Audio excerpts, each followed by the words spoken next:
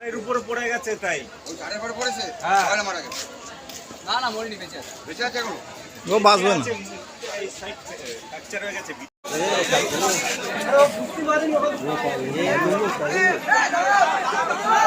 high voltage কাজ করতে না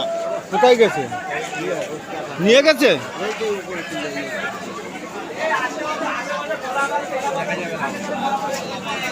দিদি কাজ করতে গিয়ে পুড়ে গেছে